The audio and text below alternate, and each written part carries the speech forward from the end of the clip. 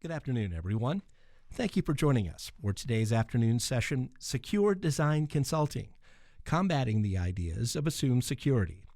Please give a warm welcome to the speakers, Technical Manager of IT Security and GRC for Raymond James, Damian Romano, and IT GRC Analyst for Raymond James, Jacob Penovich.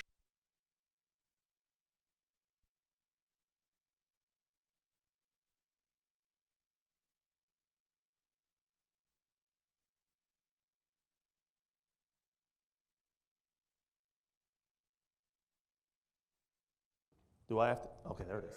I thought I had to be loud. I'm not really a loud person to begin with, but all right. So thank you for the warm welcome from the video bite there. Like basically we said, Damian Romano, along with Jacob Penovich, we work for Raymond James underneath the GRC, along with Andy Zolper and a couple of our team members are here as well. So basically what we're going to be talking about today is ultimately a program which I basically lead in underneath the GRC. It is unique to Raymond James, probably not unique to the industry as a whole, but it's unique in the sense that when I first sort of started into this role, I was looking at something comparable to sort of copy off of, if you will. I was like, oh, how are we going to do this? How are we going to really work this through? And it really didn't exist out there. So I was like, okay, so we have to sort of trailblaze our way into it. So it's ultimately security within the project management SDLC. So we will sort of start off with a quote here, which I think is, it's from Way Hat Security. It's pretty indicative to pretty much why secure design consulting was even birthed, if you will. So I'm going to read this for you guys. The overall impression of the role in security in each project is based on budget, internal politics, or business as usual, and not executed by the principles of best practice. Simply put, this creates silos and organizational disconnects that are complicated by insufficient communication and cooperation. So I'm going to highlight a few of these things here in my next slide. The project problems, right? So from a budget standpoint, going back and substantiating that quote there, we have resource expenditure, failed forecast, scope creep, projects almost never go as intended. One way or the other, there's a budgeting problem. We have internal politics, right? We have the business unit priorities. We have executive conflicts, sponsor influence. Things change. We have to move this quicker. We have to get it to market. And then business as usual. These things create problems, right? So blind spots. We have inflexibility. We have lack of understanding. People are doing it the way they've always done it. And some people just do it the way they want without having to worry about it. And the big three, I should say, influencers of security in themselves inside of a project are project managers, dev managers, policies and procedures, right? Not this big three. And kudos to anybody who knows those big three. I was going to put the other big three, but maybe like with LeBron and the rest of them. But I figured, you know what? I grew up with Parrish, Bird, and Kale, so I'm just going to go with them.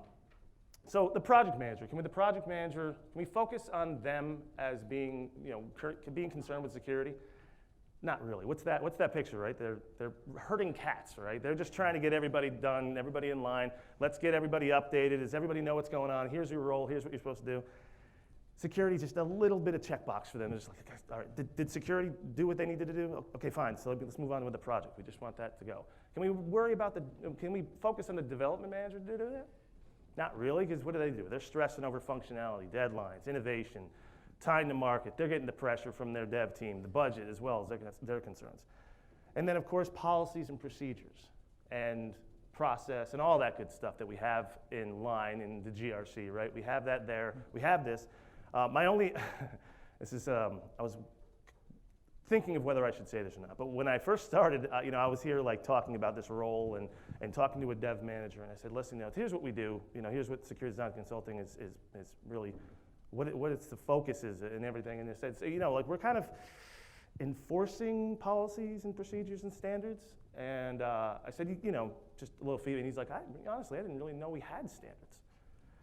I was like, okay, now it's substantiated my role. It made a lot more sense. I was like, I see why we need that now. So obviously, we can have them, but who enforces them? How do we really, truly enforce them? So these are like the project blunders, right? Like the lack of visibility. So in our org, without revealing too much, Andy is in charge, if you will, of security and infrastructure. But in the project team, the application development, security doesn't fall under that from an organizational standpoint. Therefore, there's lack of visibility in that. And that's what we are sort of, if you will, dispatched to do, is be inside the application landscape of our SDLC to ensure that these things are being done, right? We're not the police or anything, but we're just making sure, and we're consulting and giving feedback and saying, okay, well, here's our standards, here's best practices, here's what you should be doing. You guys don't worry about it. Worry about the project team, worry about all this stuff. We'll worry about security, and we'll get other elements plugged into that. So, again, other blunders, lack of policy enforcement, right?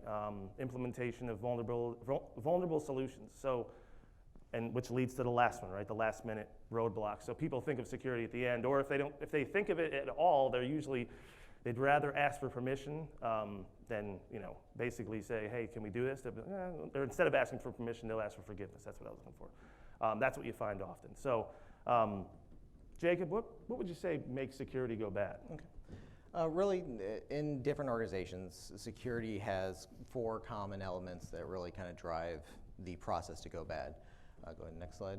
Mm-hmm. Okay. That could be process documentation, lack thereof. Maybe you have a new technology, you've never had to work with it before. Maybe it's an older process, you just haven't been able to get it updated because you got to deal with 100 other things.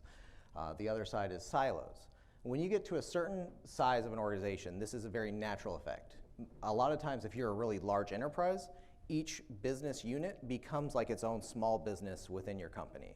They have their own deliverables, they have their own standards, they have their own time to delivery, and sometimes, depending on where they sit in the organization, they may make changes or decisions that affect everyone else. If that communication isn't getting pushed downstream and you're not working together, you get a lot of infighting, a lot of what we call secret knowledge. And the other side is resource utilization. Resource utilization, this may be a lot of companies are trying to cut costs. You have a team that's running very lean. They're doing 80, 90% of capacity all the time, and that's working out great. But what happens if you get that one little extra piece, that straw that breaks the camel's back? Or you may have the other side. You've thrown a bunch of money at a project. You got best of breed next generation solutions. You spent thousands of dollars, but no one's tuning it. There's no care and feeding. So you have all these resources, no way to utilize them correctly. We see that a lot, especially if it's a reactive measure. And the last problem, this is a great problem to have, rapid expansion. Let's say you have a startup, you just got through your Series A funding, B funding, whatever it is. Now you're expanding out multiple states, great. You went from 5 guys to 30 people, now you gotta do HR policies, you gotta go through all the healthcare documentation, or maybe you're another company that partnered or got absorbed by another entity. You have 2 different organizations that have a history, and now you're trying to find a new identity as this one organization. And you're gonna have a lot of turnover, you're gonna have a lot of people that left that, hey, Gary was the only guy that knew how to do that, now he's gone because he went across the yard. So, with this, you kind of start to think about where does security fall in place? And we get that old adage, isn't security everybody's responsibility? Well, what do you think, Damian? Well, show of hands, is security everyone's responsibility? Okay. The answer is yes. I wasn't trying to trick you all. But where it goes wrong, I think, is the old theory of the diffusion of responsibility. So I'm going to read something else, and this is a mouthful, so bear with me. I like this adage because I think it says a lot to our culture in general, but especially with respect to security. So there was an important job to be done, and everybody was sure that somebody would do it. Anybody could have done it, but nobody did it. Somebody got angry about that because it was everybody's job. Everybody thought anybody could do it, but nobody realized that everybody wouldn't do it. It ended up that everybody blamed somebody when nobody did what anybody could have. I think that's kind of that's really similar to a lot in security in general, and that can go throughout the whole organizational culture. That's not just security, though. That is just responsibility in general. So, but I think that says a lot to when we relying, especially when you get such a large organization, you start to rely on different things. That's not my problem. I just push firewall rules. That's not my problem. I just run the project, or stuff like that. Hence, security design consulting. So we have the human factor in this whole thing, right? Information security is everyone's responsibility, but people are often the weakest link in any security system. It's kind of a paradox in a way. So who's to blame for that? Is it awareness, technology outpacing us? Is it training? Is it skills gap? Is it everything that the C-suite was saying here earlier? Is it process ignorance? Or maybe it's just that to err is human, and we must accept human error as inevitable and design around that fact. So Jacob, what is secure design consulting? Okay. So basically, it's secure design consulting, simple process. We're trying to get away from a lot of the, throwing money at technology. Just assume nothing, check everything. Get involved in your projects early on, and push those things as far left as you can. The SDC was basically established to make sure that the IT rules and controls are implemented in the projects, which means we're like an in-house consulting group. We work with the project managers. And where we sit in the org chart is actually under governance, risk, and compliance. So we're really pushing more of the policy administration side, but we have tie-ins to information security as well as project management. And the goal there is to facilitate that communication. We spend a lot of time translating tech to common. So if you go to a project manager, they need more resources to get their project done on time, or it's going to cost more money. How do we translate that to the business side or to information security and say, hey, we need to spin up 10 more servers because otherwise you guys are going to have to do more work on the weekends. Next slide. So these are our three main goals and really the key point of what we push. Security advocacy, we want to make sure security is considered throughout the organization, really kind of breed that into the culture. Security context, we want to understand the project. We don't want to bolt on a bunch of extra work. We want to make sure that we're facilitating those changes early on, and to do that we need to understand what is the goal they're actually trying to solve. And the last part is just security validation. If you said you're going to do something, show it. Can we prove that? Yeah, so, I was going to say, here's some, we also have some real world wins that we got this year within this process that correspond to those three goals. Right, so I'll go back and forth a little bit here. So these are our three real world examples, and I will be purposely vague to protect the innocent from this whole situation. So in terms of these three right here, the advocacy, context, and validation, from an advocacy standpoint, robotic process. Now this isn't necessarily, I wouldn't consider it the biggest security win, but I would consider, it's definitely an advocacy thing. So in terms of bringing people together in the silos, so we had a project that Jacob sat in on where we had an engagement. They brought security in, and Jacob sat in there, and it was a in-house application. There wasn't really anything sensitive information-wise. There wasn't a major change or anything, but the UI was being changed, changing some data points and allowing for just usability and just some, every UI changes over time, right? We try to make it as user-friendly as possible. So throughout that conversation, Jacob just had gotten out through, having some impact on the robotic automation process that we have internally. And so Jacob just raised his hand and said, hey, have you guys considered how that's going to impact the robotic process automation downstream? Because if this, which is a little background of what that is, it's basically an automated way of allowing for certain screens to be data points that can be basically just taken manually back to, taking the manual element out of some basic data entry points, right? So we're trying to just make software robots, if you will, right? Yeah, so where we work, instead of having a head count, it's a process that goes in, looks at the UI, inputs data, does that after hours so that a lot of the backlog can get done. Right, so within that, Jacob raised his hand and said, do you know how that's going to impact? The project manager said, what is that? So that's just kind of an example there of all right, going back to the three before, advocacy, we're being an advocate from that standpoint. That was a big win for us because, maybe you don't know the downstream impact that's going to happen from just making sure that these people considered one element of it, right? Security is hard to quantify in a lot of ways. I give the manhole example sometimes where, hey, there's a manhole with the cover just slightly off, and you look at it and you say, okay, well, maybe I should fix that. But if you don't fix it, whatever. But if you do fix it, that's great. Everything goes as normal, right? But if you don't fix it, what could happen in the middle of a road? A car hits that, it slams into a daycare, or it slams into another car, and you just protected that. But you can't quantify the saving of just putting that manhole cover back on top. And that's a lot of security is like that too. It's hard to quantify what we prevented. Hey, we prevented 50,000 breaches. Sure? Maybe. So that's my example of potential downstream effects, right?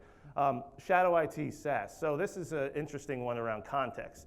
So this was brought to Jacob and I, and it was an application that was being used in-house that was basically changing its use case to allow external users into this application. Fine, no big deal. Seemed like a normal process for us.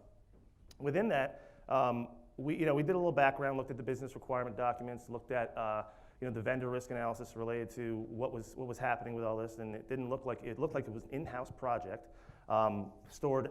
The data was stored in our environment. So there's a lot of different considerations if it's a SaaS tool, right? So we pulled in what we normally do. We'll pull in our architecture team. We'll pull in some our identity and access management team, and just say, hey, let's get our heads around this. Let's figure out what this is and how do we tackle this from your standpoint. Because we're not going to be the experts for the other teams, including privacy. We brought privacy in as well. We are going to deploy these people and bring these people together and say, okay, how do we tackle this? Well, we started looking at it pretty deeply, and then I was like, well, how do you access this? And I looked at the URL. I said, that looks like maybe it was like a vendor from an outside vendor, because the vendor risk analysis just said it was. Let's see, what did we say it was? It was contractors or professional services. So we're like, okay, well, maybe it's a tool that we deployed in-house.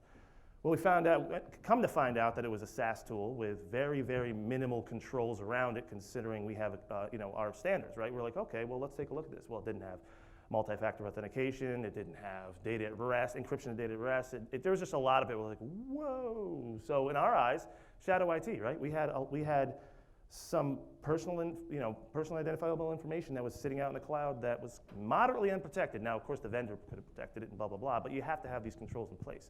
So this was a big win for us because it was a testament to context, right? We thought it was one thing, it ended up being something completely different. And that's a business process problem created by silos, right? I mean, every little division sort of knows their little piece of it, but nobody knows the whole thing, right? So that's where the context comes in. And the last one, validation, which is kind of I don't want to say it's a funny thing, but I always think of it as a little bit humorous. It was an engagement, so it was a project that was ongoing, and they had, we were sending some test data up to a vendor, right? We were just, internally, I was involved in it, then we kind of backed out of it because it didn't seem like it was anything. We did the controls and everything, and then an email string comes out and says, hey, ITGRC security guys, can you just say that this is okay for us to send this data up to the vendor at this point? And I said, yeah, what type of data is it, and is it obfuscated or is it dummy data or anything like that? And they said, yeah, it is, and I said, okay, well, if that's I trusted, and then I was like, I saw a couple more emails that said, hey, guys, do you mind someone send a snippet of that data just so we can see what's being sent up? Like, is it Daffy Duck with no social security number, blah, blah, blah? And the DBA sends it over, I think, in the middle of sending over, he was like, crap, this actually is not obfuscated at all. So that's where I was just like, okay, well, that was the verification, right? The validation. Well, people thought it was, and probably the DBA thought that, maybe the dev manager said that it was and all this, but that was us just being like, one quick email, can you send that? Oh, it's not. Again, perhaps we saved something there, right? It's hard to say what the quantification is of doing that, but that's one of those little things that could have turned into a really big thing. Oh, we just sent we sent obfuscated data up there all the time. Okay, well, now we sent our entire data set up there. Well, none of that's obfuscated. Well, if it's sitting in a test environment, maybe it's in a production environment, maybe it's sitting on a misconfigured S3 bucket, and all of a sudden, everybody's exposed, right? So small things like that can have big wins, but hard to quantify. But nevertheless, we see these examples. And not that we need any more of the why based on this, but Jacob, why security design consulting? Go ahead, next slide. Yeah, so basically the threat landscape is evolving. Really, we don't have the perimeter that we had 10 years ago. You had a hardened firewall, your GUI center, we've all heard this 100 times. Now we have IoT. You have an increasingly mobile workforce. People that are using iPads, phones. If you have any type of salespeople, all of the smart devices. We even have medical implants now.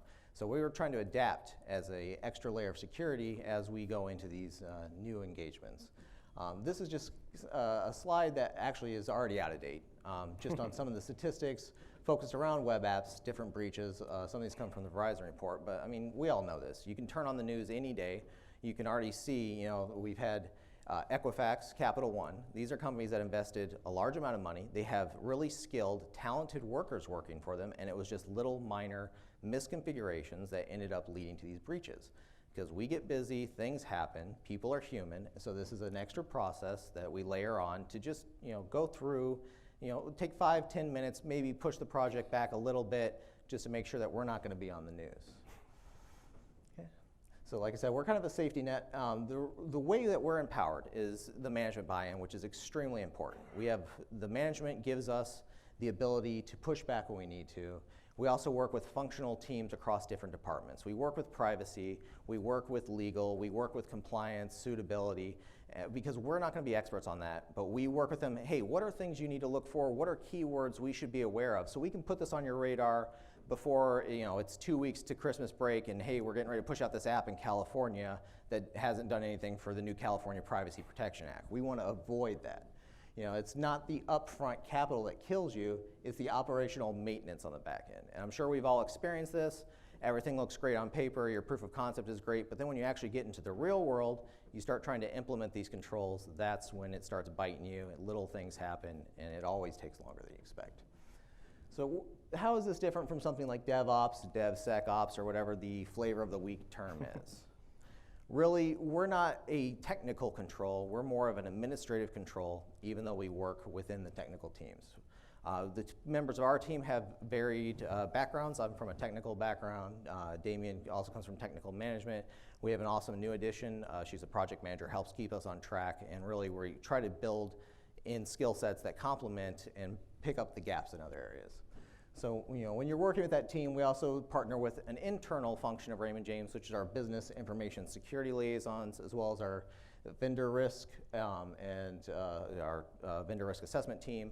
We work closely with those teams. We want to make sure that we just know what's happening because you can't protect what you don't know about. So we kind of like the term cyber SWAT team.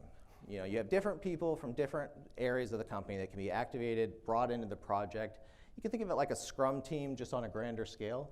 And when you're hiring for a team like this, you do not want the cookie cutter, analyst. You want people from different backgrounds. There are no unicorns, you're not going to find that. We also do a lot of cross-training internally because we get pulled into a lot of different areas. So you don't need to know everything on your team, but you should be able to pick up certain key elements no matter who's there. That way, if somebody's busy, the projects are still getting their visibility, the information's getting up to management so they can make correct decisions. Oh, this would be me. Sorry, I'm just so enamored listening to Jacob speak. Yeah. So some things to consider. I mean, Jacob kind of hit on these things as well. It's funny, I was listening to the panel here, and they use the word, cyberize people. Cyberize. I mean, that's kind of... I think that's a new coin term. Yeah, that's in a lot of ways, like when they said that, I was like, that's kind of what we do. Like we are being the cyber ears. We have segmented teams, right? But who is actually the one that brings all that together? I believe the other end person kept saying, well, we have these ideas, but who actually brings them together? That kind of resonated in the same sense. But like Jacob said, if you're considering something like this for your own organization, call it what you want. It doesn't have to be secure design consulting. We like it.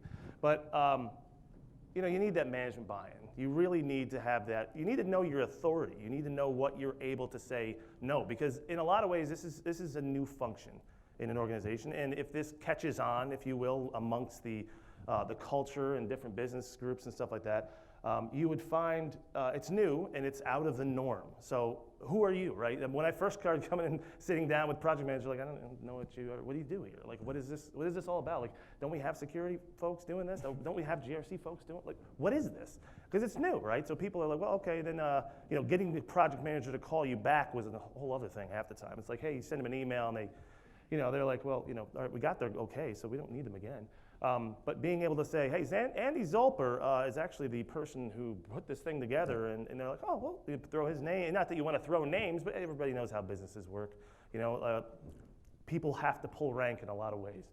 And also, being that trusted advisor back to your CISO, if you will, or to your manager, to bring that back so you have that credibility within the group and whatnot, right? And again, hiring a diversity in mind, I don't really have to say that too much. I mean, that's kind of something that doesn't necessarily just apply to this element. That applies all over. But we like it because we do have diverse backgrounds, right? Jacob and I we think differently. Marie thinks differently. She's in the crowd. He's the one that Jacob was talking about earlier.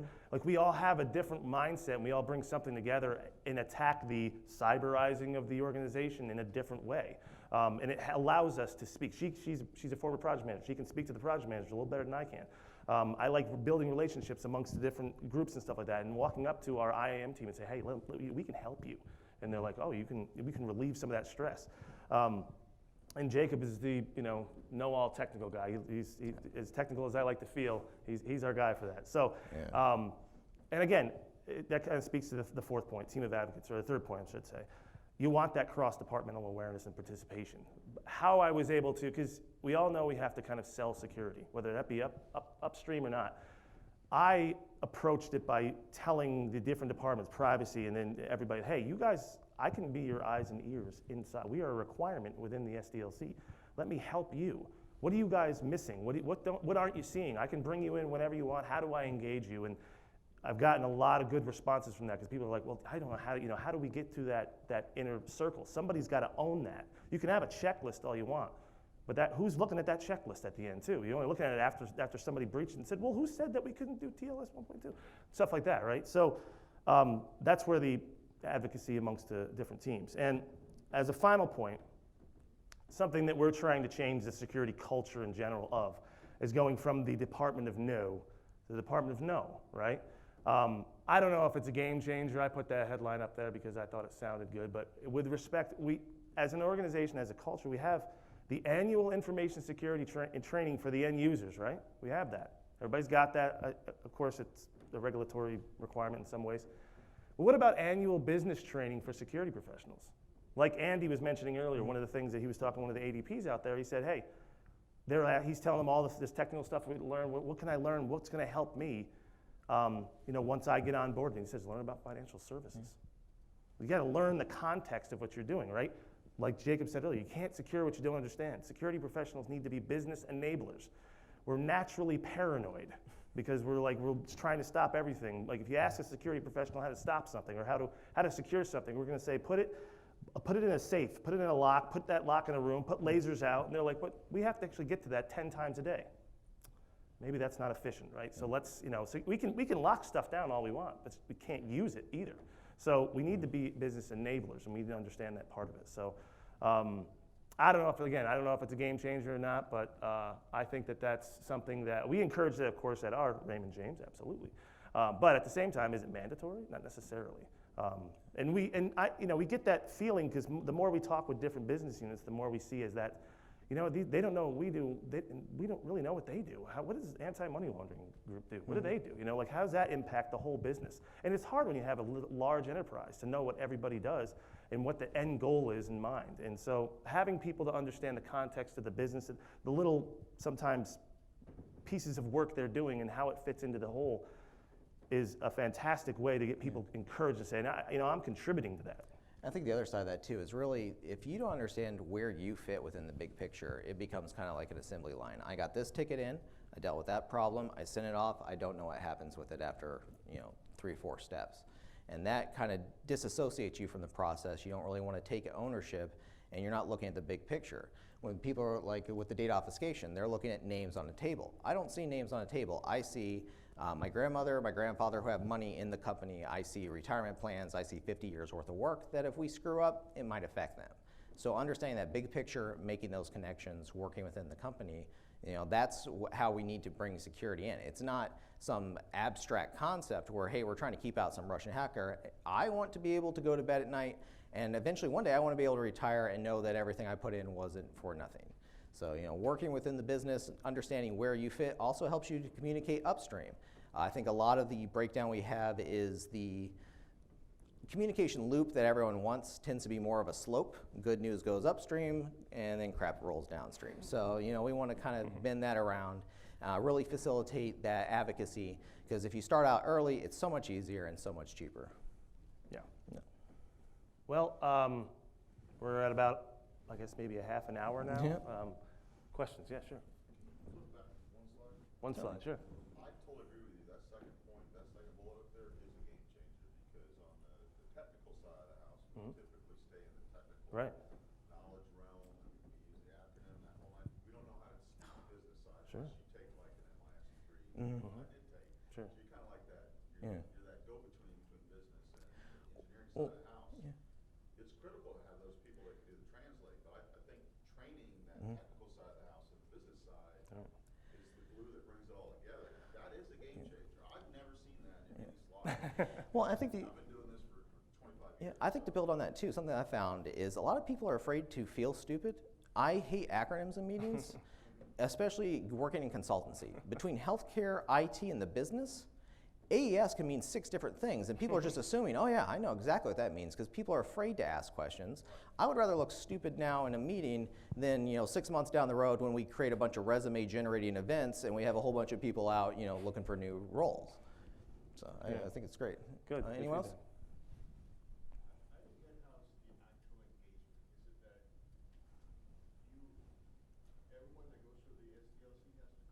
Yes. Correct. We are a requirement within the design phase for them to move on.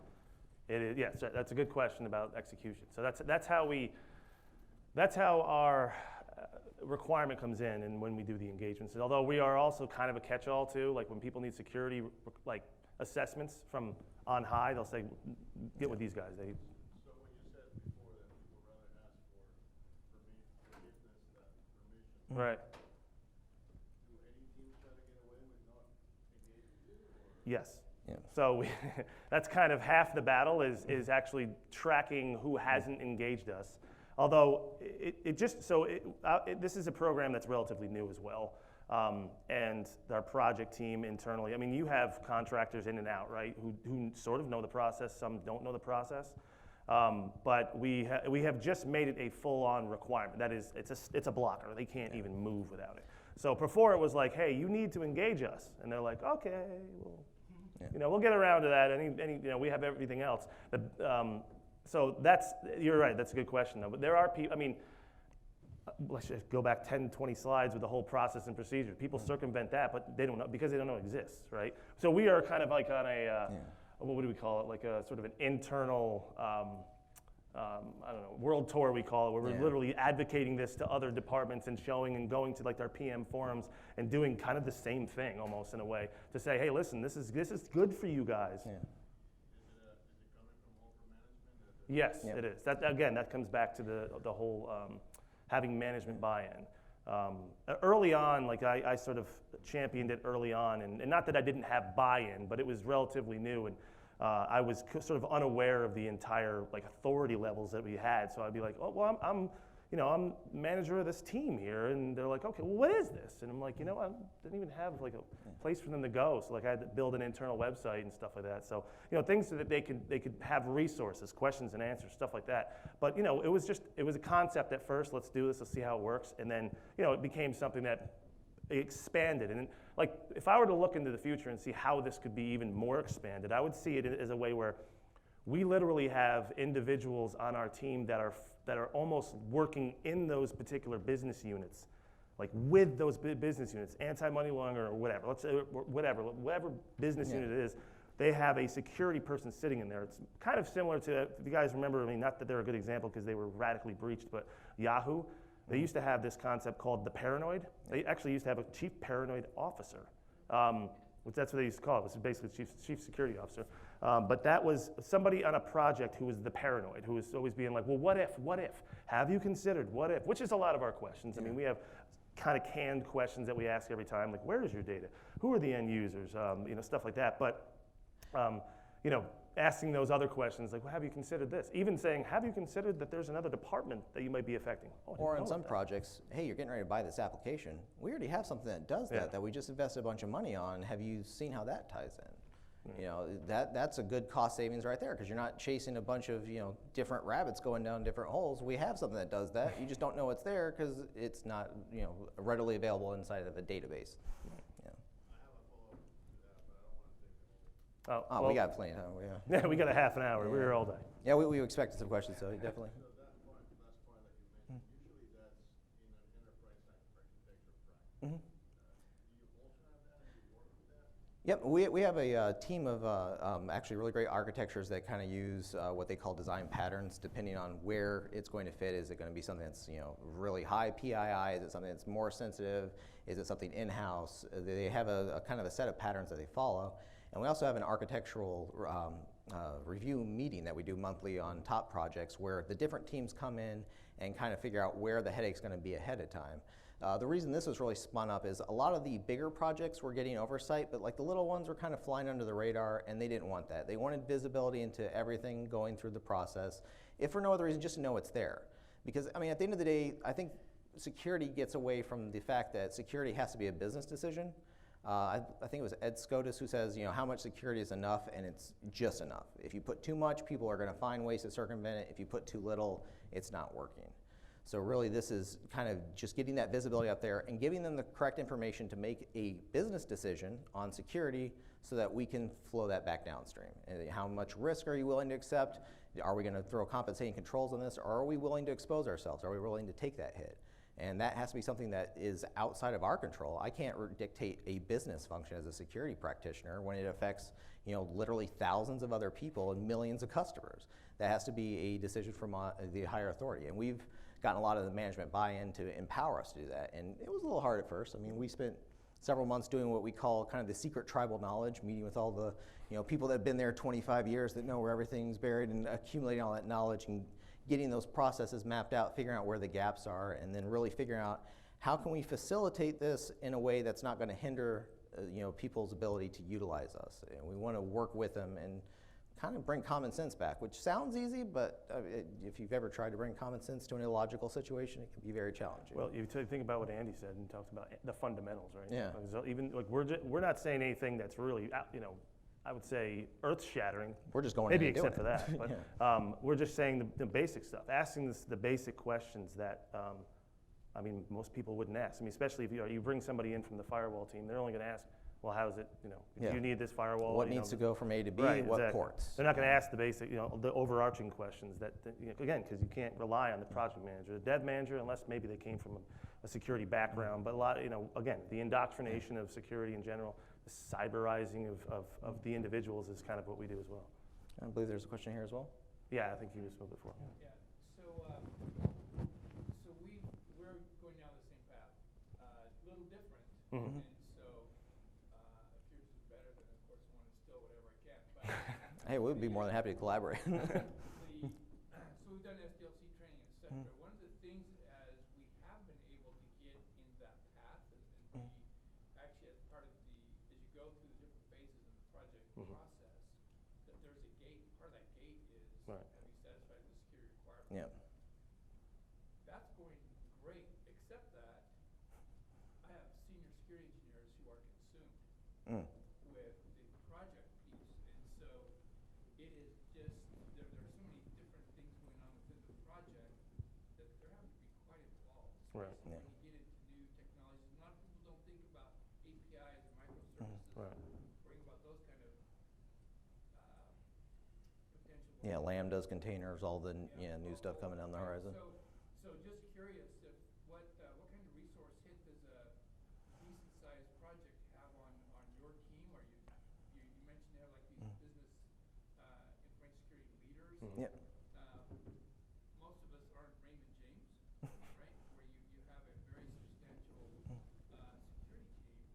I mean, you're a very large company, obviously, but so that's having BSOs or those information security leads are probably beyond some of our stretch and what we're able to Right. do within our company. So just curious what kind of hit that has on your security engineers or those who participate in projects.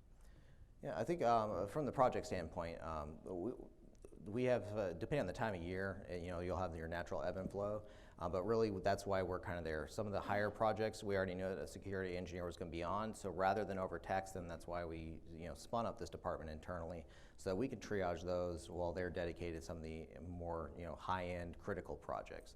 So any, what they call the top projects, the big concerns, will have a dedicated engineer on there, where we can still flow back and forth, let the engineers focus on what they need to do, and we can do the back and forth, facilitate that communication channel between the project manager or the other business units.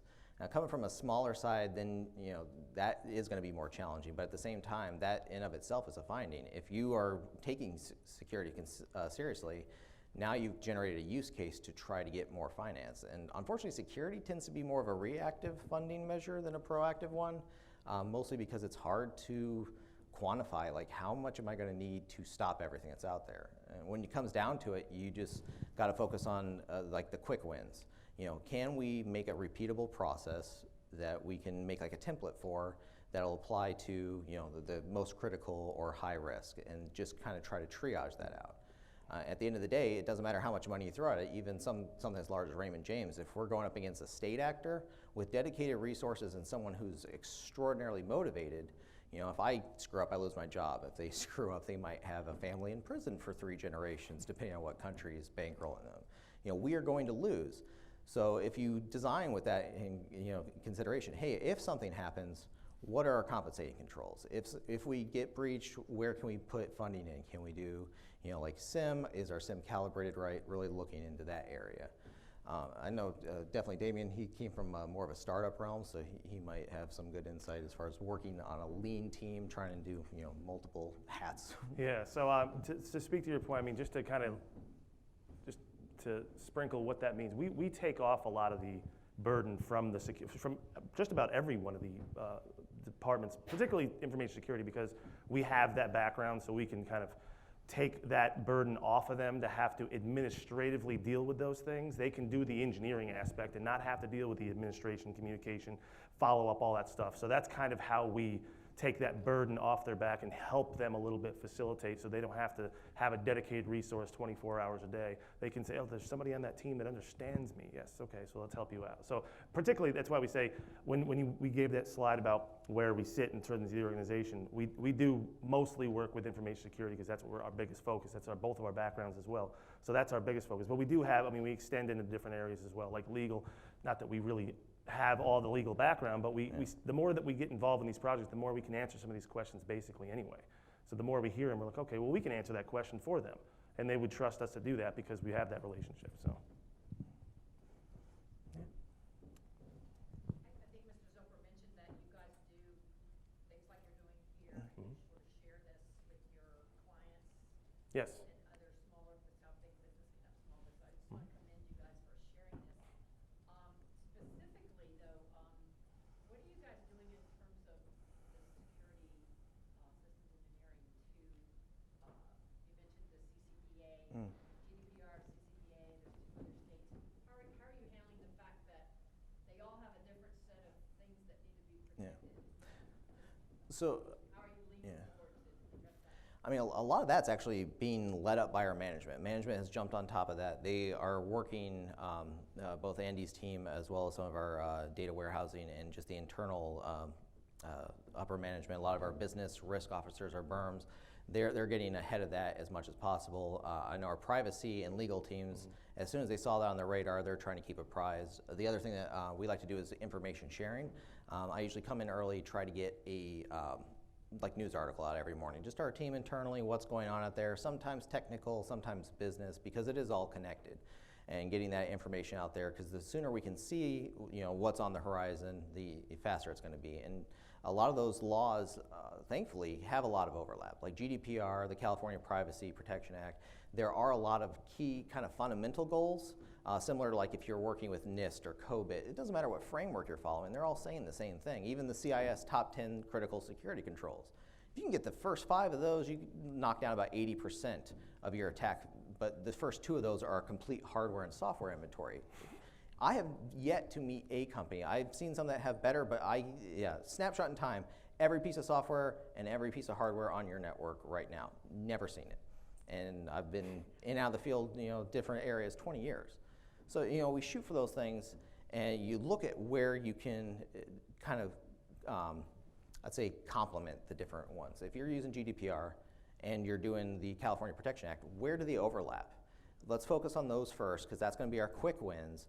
And then when we get into the nuance of where the pain point's going to be, that's where you can focus your time and effort into that. And we beefed up our privacy team to deal with these things as well. So, it was, when I first started, there was like 2 or 3 contacts. Now we have like 10. They're like, yeah, we beefed it up because these are big considerations we're going to have to do. It's necessary to expand. And the other thing, we have some really good teams. Kishan, who's in the audience with us, he does a lot of community outreach with different organizations. We're trying to really kind of the adage, a rising tide floats all ships. At the end of the day, the more information we have out there, the more people that are prepared, the bigger we have. And that's, events like this are great because you make contacts, you know who you can call if things get bad. And we have back channel communications. I was at a conference, there was a breach for a product that some people use. I happened to learn it from someone who I did work with as a consult like 5-6 years ago, but we got a 2-week head start on some of these things just by having a conversation. And really, I think that a lot of the technology is growing and it's awesome, but we forget about the people aspect of it, which isn't a natural state of being for a lot of really technical people. This is, I'm a jeans and t-shirt guy. This is very awkward for me. A lot of people here know me. I'm usually in the CTF, loud techno music. We make the joke of, kind of getting out there, forcing yourself into an uncomfortable position to grow and, build those relationships. Because that's really, I think, the biggest bang for your buck is that communication, building those relationships. When times get hard and you're sweating right next to that person in the trenches, they're going to be there for you because you've established that relationship. They're not going to be there for you because you bought them a $100,000 firewall that made their life easier for 2 weeks. Yes. I'm just curious, what was the initiating factor that caused your department to be created? So this project you embarked on, was it a technical failure? Was it a management decision? Was it a group that came together and said, hey, we're overrun and we could really use something in the middle to try and facilitate the communication? What was it that actually launched this project? Because it seems like it's something that's totally new. Definitely looks like it's moving in the right direction as an industry, so I'm just curious. Yeah, no, I'll answer that. I came on as sort of the second employee of it, of its entire birth. What we were trying to establish is originally we had something like what we call it the team of advocates. We had different individuals who were supposed to be focusing on security and within the project life cycles.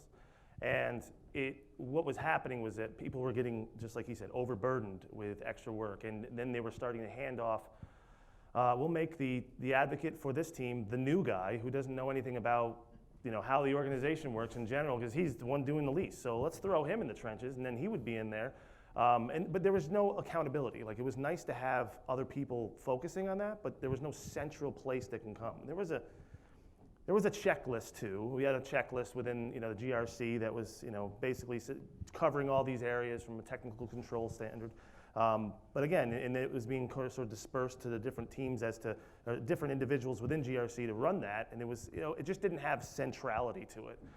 Kind of like what they're talking about all on the panel today about having cybersecurity is being bannered about, but there's no central place for this and that, and that's kind of what it sort of came out. They said, let's devote a full-time employee to that.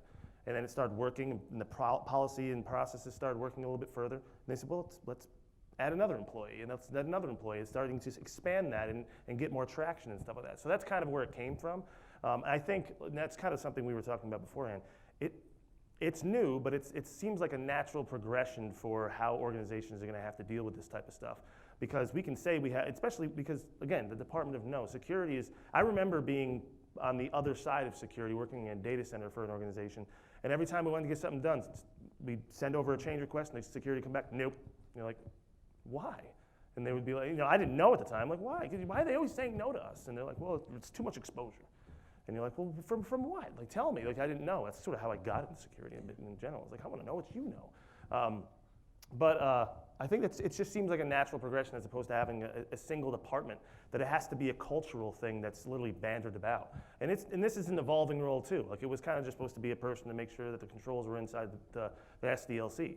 One individual who's a little bit, not a unicorn per se, but had a blended skill set, who can go in and work with project managers, who could also work with the technical folks and kind of bring people together and translate some of that tech to common, as he mentioned earlier. But at the same time, how do you, the need was even greater, so we started adding headcount, and then it started expanding, and then all of a sudden we were, now for the POCs that we have, hey, we're just trying out this software, let's deploy this software. Okay, well, who do we have to kind of make sure that that's being done securely or correctly?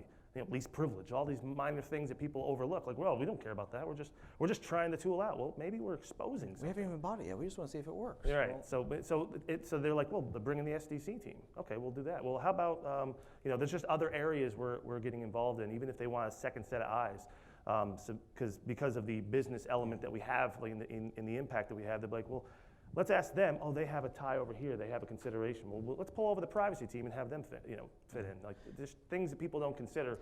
We're sort of the conscience, if you will, of the security side of things. But I don't think there was any one event like, oh, right, yeah, we got this fine, or what. Like, I think it was just more of a, they started to look around, see the kind of breakdowns. I mean, you could see it in your own organization. Just take a technical Gemba walk. Go up to your first line support and ask them, if this happened, where would you escalate it to? And follow that all the way to resolution and see how long that takes you. Because sometimes it'll get to either, oh, the guy that's on vacation or a single point of failure, or they might not know, and it might take them 10, 15 minutes looking through policy documentation. So that's a good way to kind of get a feel for your own organization. You don't have to do anything crazy, just go out and actually just do a game exercise, like the tabletop exercises that a lot of financial institutions do. That was a big inspiration for a lot of what we're doing. Question here? How much of a challenge, or how do you deal with the agile model or rapid application development where, you know, they believe in doing things quickly without a whole lot of consideration of the SDLC model? I used to teach it. Waterfall, blah, blah, blah, yeah. I mean, so how do you? It's the same process. So really, we try to get into the project and when it's in stance, like brought in. When they're getting the money, anything to do with money, usually a good catalyst point to try to force a change in. But really, that's where the context piece comes in, because it's understanding what are you actually trying to do? Is this the best way to do it? Do we need to bring in other areas?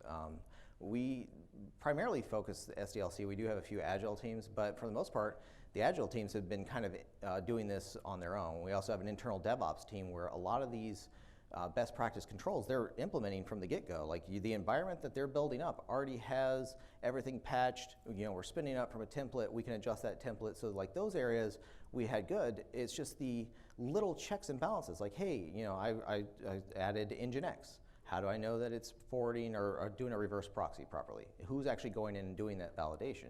You can run through an automated tool, and if it's not calibrated right, you'll miss a few things. Or I can take 5 minutes and click on a link and see where it goes, and do it on my lunch break and save some time and effort. It's definitely a little more challenging in terms of getting that injection point, if you will. I think the whole process we kind of called trying to change the tire while the car's moving. It can be done, but you got to work together, balance everything out, or you're going to end up with some bad issues. And I think just to add on to what he's saying, I think what I'm hearing is that whole speed thing with the agile. Sure. Yeah, the sprint, How security tends to be left behind because of that speed, and how are you addressing? Hey, wait a minute. I think you touched on it a little bit in the beginning, Rob. You need to slow down a little bit. Let's make sure we do this right before we pick up and start doing the sprints again. Yeah, we can pump the brake. And another initiative that we're doing as well that's being head up both internally is really trying to get proper training to the development teams that focus on specific apps, which is something Maria on our team has been really pushing hard on and taking the leads on that and getting that knowledge out there. I'm a big proponent of people over technology. I think technology should be like a force multiplier. Get rid of all the boring stuff, automate that, and get correct information to somebody who can make a decision that has the training to back it, and also the ability to take ownership of that failure. It's at the end of the day, I don't want to say, oh, the machine said everything was okay. I want somebody to have eyes on it and be accountable for it, and that's hard to do. A lot of people don't like to take ownership of that. And I think part of it is leading by example. There's a few things where if no one's doing it, we'll jump on it and we'll follow it through the whole process. And that might be a 2-week process where, hey, everything's good, we just need to make a minor change. Or we have a couple of projects that started when I got there almost a year ago, and we're now just through like the first 2 toll gates. So it's going to be a few more years while we take that more conservative approach to do it correctly. Yeah. Go ahead.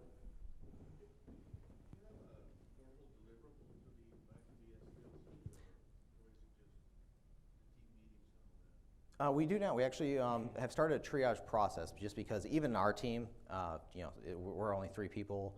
That may expand. I don't know. Hopefully, our boss's here maybe. But it's hard to get funding for that type of stuff until you can show return on investment. And how do you show return on investment on a intangible concept? I may have done something that could have potentially stopped millions of dollars of problems. Can I have an intern? Yeah, but right now we have the triage document. We have a document at the end where it says, hey, we looked at it. This is our recommendations. If you don't do it, then it has to go up through our risk mitigation and our exception process. You have to explain why. You have to have a plan. Or if your use case changes, and that's a verbiage that we're trying to push, like, hey, everything looks great now. If something changes, make sure you tell us so we can validate that, because you may be going through testing, realize, oh, we need to make a couple minor tweaks, and those couple minor tweaks are now the thing that put your data out on an S3 bucket with no password, and Brian Krebs is on the phone, and that's a bad day. Essentially. Yeah. We have 2 documents. I mean, we have a requirement for them to fill out what's called the triage document, which is sort of risk-based, if you will. I mean, we have a, I don't want to say how many projects. We have a lot of projects, so we want to make sure we're involved in the ones that are the most important, but not the ones that already have all the visibility into it anyway, which is one of our questions. But at the same time, we also have what we call a charter document that we add into the design phase, basically with our, lack of a better word, sign off and our recommendations and requirements. And if the requirements aren't fulfilled, or if they want to have an exception process, that goes through the exception process, and then sometimes up to leadership to make that call and say, okay, now you have to have your explanation all the way up to them. So fine, if you don't want to take our recommendation, but now you got to tell that guy. Yeah. So.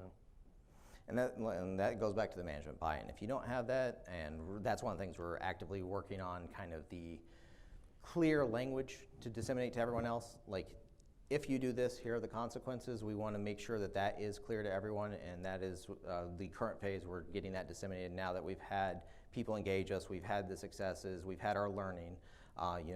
That's our next phase, and then we're going to branch out from there. So it's an ongoing and adaptive process, and who knows? A year from now, depending on how technology changes, we might have to adapt this process. But that's the kind of the goal is you want to have this team that can move in and out of the different organizational units, open that communication, and adapt as the business adapts. If you think about 5 years, that was the time the iPhone came out to the iPhone 6. Think about that just as far as technology and how fast it goes. If you want your business to keep up with something like that, you got to be a little more, agile. You have to be able to spin these things up on the fly, and you have to be able to understand the business and technology process and translate between those two. And that is exceptionally challenging. Actually, I've had an interesting advantage because I came into the field and then went back to school later. So I got to see what they're teaching a lot of the college kids and how even that's a decade behind. So I'm kind of learning, the business language now, which has really aided me in going to those meetings and, understanding both what they're saying, and how to communicate what we need effectively to them. And I think that's where the business training idea that Damian spoke to really came, into its own, because, how are they going to understand what we need if we're not communicating correctly? A lot of times, security failures are our issue because we are not letting the business know correctly what we need. And that is hard to admit and hard to take ownership of and push through. Or what they need, too. Yeah. Right. All right. Yeah, we definitely appreciate you guys, sticking around. Yeah, it's thanks late a lot. in the I know it's the afternoon, last so, talk of the day, so Yeah. we appreciate the questions. Yeah, feel free to connect on LinkedIn if you have any questions afterwards. Anything that strikes your mind, we're pretty much open. Thank you very much. Thank you.